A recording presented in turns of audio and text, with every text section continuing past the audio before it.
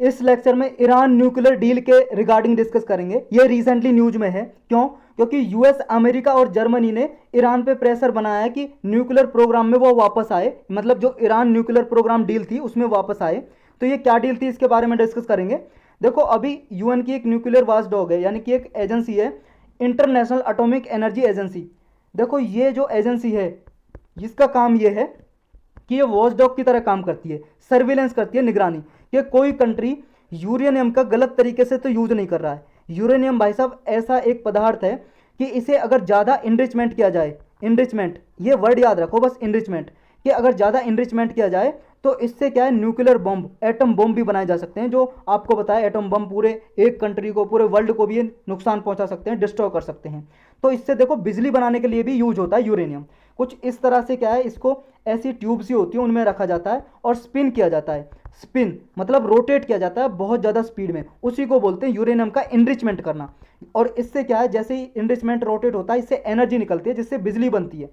तो ये अगर ज़्यादा इनरिचमेंट किया जाता है इसका तो न्यूक्लियर बॉम्ब भी बनाए जा सकते हैं। तो ये इंटरनेशनल एटॉमिक एनर्जी एजेंसी ने ईरान में ये वॉच डॉग की तरह काम किया, देखा कि यहाँ पे यूरेनियम का हाईली इनरिचमेंट हो रहा है और ये जो ईरान डील हुई थी उसका अकॉर्ड का ब्रीच हो रहा है, उल्लंघन हो रहा है, ये ज़्यादा इनरिचमेंट कर रहा है।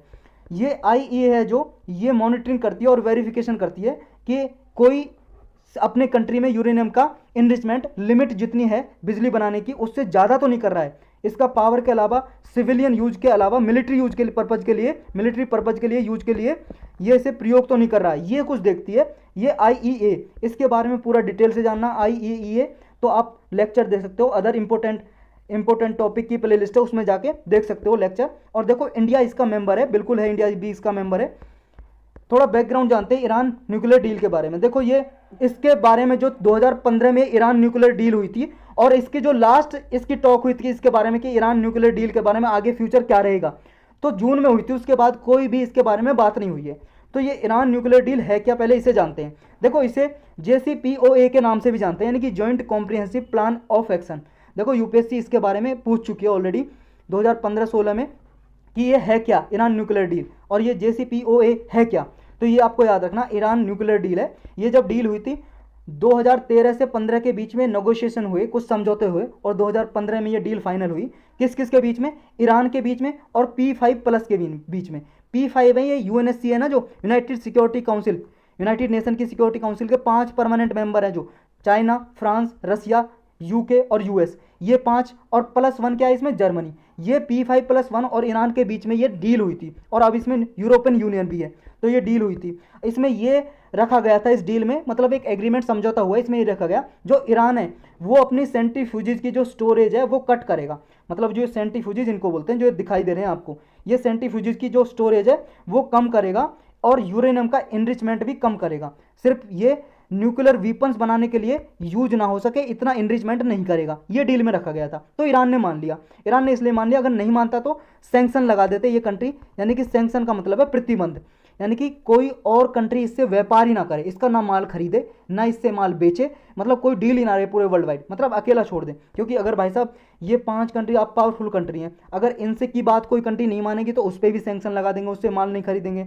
और आपको पता है कि पूरा वर्ल्ड वाइड ये यूएस का डॉलर यूज होता है ट्रेड के लिए, और यूएस का डॉलर आप पता है, जब यूएस डॉलर यूज होता है तो सारी कंट्रीज़ को इसकी बात माननी पड़ती है, ज़्यादा पावरफुल इकॉनमी है यूएस की। तो अब कंसर्न क्या है, प्रॉब्लम क्या है? प्रॉब्लम देखो ये है, जो ट्रंप जब राष्ट्रपति थे, प्रेसिडेंट थे यूएस के, तो ईरान न्यूक्लियर डील से बाहर हो गए थे 2018 में, मतलब इससे डील से बाहर हो गए। प्रेसिडेंट ने कहा यूएस के ने, मैं इस डील को नहीं मानता, और यूएस बाहर हो गया इससे। यानी कि अब बाहर होने के बाद ईरान पे इसने सैंक्शन लगा दिए। ये बाहर इसलिए हो गया, इसने कहा कि आईईए ने क्या है, ये जब इंस्पेक्शन करने गई थी तो ईरान ने इंस्पेक्शन नहीं करने दिया। मतलब अपनी जो न्यूक्लियर ये मतलब एनर्जी बनाने के लिए प्लांट लगा रखे हैं ईरान ने अपने देश में। ईरान कहाँ है आपको पता है ना, ये देखो भाई साहब, ईरान है, ये आपको दिखाई दे रहा है अपना हिंदुस्तान, हिंदुस्तान के साइड में पाकिस्तान, और ये है ईरान। जो ईरान है, ईरान में ये जो आईईए है, इंटरनेशनल एटॉमिक एनर्जी एजेंसी, ये गई थी देखने के लिए कि यहाँ पे ईरान जो यूरेनियम है उसका गलत तरीके से यूज़ तो नहीं कर रहा, वीपन्स बनाने के लिए, हथियार बनाने के लिए यूज़ तो नहीं कर रहा। तो ये ईरान ने इंस्पेक्शन नहीं करने दिया और कुछ पे इंस्पेक्शन करने दिया, कुछ एस्टेब्लिशमेंट पे। तो इसलिए ये लगा दिया कि ये ऐसा आरोप लगाते हुए कि ईरान क्या है, वीपन्स बनाने के लिए इनरिचमेंट ज़्यादा कर रहा है यूरेनियम का, जो लिमिट दी गई है ईरान डील में उससे ज़्यादा कर रहा है, इसलिए ये बाहर हो गया यूएस। तो इसने सैंक्शन लगा दिए, ईरान पर प्रतिबंध लगा दिए कि कोई इससे डील नहीं करेगा। इंडिया को भी मना किया गया, क्योंकि इंडिया भी भाई साहब इससे पेट्रोलियम मंगाता है, पेट्रोल डीजल जिससे बनाता है पेट्रोलियम, क्रूड ऑयल, कच्चा तेल मंगाता है। तो ये भी ईरान से जो डील थी ये रोकनी पड़ी इंडिया को। तो ऐसे प्रतिबंध लगा दिए ईरान पे कि किसी कंट्री से इस पर कोई ट्रेड वगैरह ना करे। फिर इसके बाद रेस्पॉन्स में ईरान ने भी उत्तर में क्या है, जब सैंक्शन लगाई दिए तो ईरान ने भी इनरिचमेंट करना ज़्यादा शुरू कर दिया यूरेनियम का। और इसने लेकिन ये कहा कि हम इनरिचमेंट तो कर रहे हैं लेकिन हम न्यूक्लियर एनर्जी वगैरह ही बनाएंगे, हम एक तरह से बिजली बनाने के लिए यानी कि सिविलियन पर्पज़ के लिए यूज़ करेंगे, मिलिट्री पर्पज़ के लिए यूज़ नहीं करेंगे, कोई हथियार वगैरह नहीं बनाएंगे। फिर जनवरी 2020 में ये होया दोबारा, यहाँ पे ईरान के जो आर्मी है, आर्मी फोर्स है वहाँ की, इस्लामिक रिवॉल्यूशनरी गार्ड कॉर्प ये बोलते हैं इसकी, आर्मी को बोलते हैं ईरान की को। इसका कमांडर था जनरल कासिम सुलेमान। उस पर ड्रोन स्ट्राइक की गई और ये JCPOA है जो, इसका एक तरह से उल्लंघन किया गया। और जो JCPOA यानी कि joint comprehensive plan of action है, यानी कि ईरान डील, इसका कोलैप्स हो गया एक तरह से। यानी कि ईरान क्या है, इसकी डील को ना मानते हुए यूरेनियम का इनरिचमेंट कर रहा है। और ऐसा संकेत हो रहे हैं, एक्सपेक्टेशन लगाई जा रही है कि नॉर्थ कोरिया की तरह, जैसे नॉर्थ कोरिया ना भाई साहब, नॉर्थ कोरिया क्या है पूरे वर्ल्ड वाइड ये यूएस की नाक में दम करके रखता है, ये नॉर्थ कोरिया यहाँ पे, ये क्या है न्यूक्लियर बम वगैरह बनाता है और ये किसी के नहीं मानता। तो इसी तरह से ईरान को देखा जा रहा है ये न्यूक्लियर बम आगे बना सकता है और जो यहाँ रीजन के लिए और बियॉन्ड पूरे वर्ल्ड के लिए खतरा बन सकता है। और ईरान के देखो बहुत सारी यहाँ कंट्री हैं जो आसपास की, इनमें भाई साहब इनकी थोड़ी अनाबनी चलती रहती है। ईरान की, ये सऊदी अरबिया, इन कंट्री से, इजराइल है, इन कंट्री से बनती नहीं है। तो यहाँ पे इन कंट्री को खतरा है अगर ये न्यूक्लियर बम वगैरह बनाएगा। अब इसके इंडिया के लिए क्या क्या सिग्निफिकेंस है, इंपॉर्टेंस है इसके, देखो अगर ईरान से सैंक्शन हट जाते हैं, प्रतिबंध हट जाते हैं, तो इंडिया क्या है चाबार पोर्ट, बंदर अब्बास पोर्ट पे ये दोबारा से स्टार्ट कर सकता है, अपने इंटरेस्ट को पूरा कर सकता है और इन्वेस्टमेंट यानी कि रीजनल कनेक्टिविटी के लिए ये फ़ायदेमंद हो सकते हैं। देखो चाबार पोर्ट कहाँ पे, ये ईरान का पोर्ट है चाबार पोर्ट, यहाँ पे जो पाकिस्तान दिखाई दे रहा है आपको, और पाकिस्तान के साइड में देखो यहाँ पे ईरान के यहाँ कोस्टल एरिया के पास ये चाबार पोर्ट है।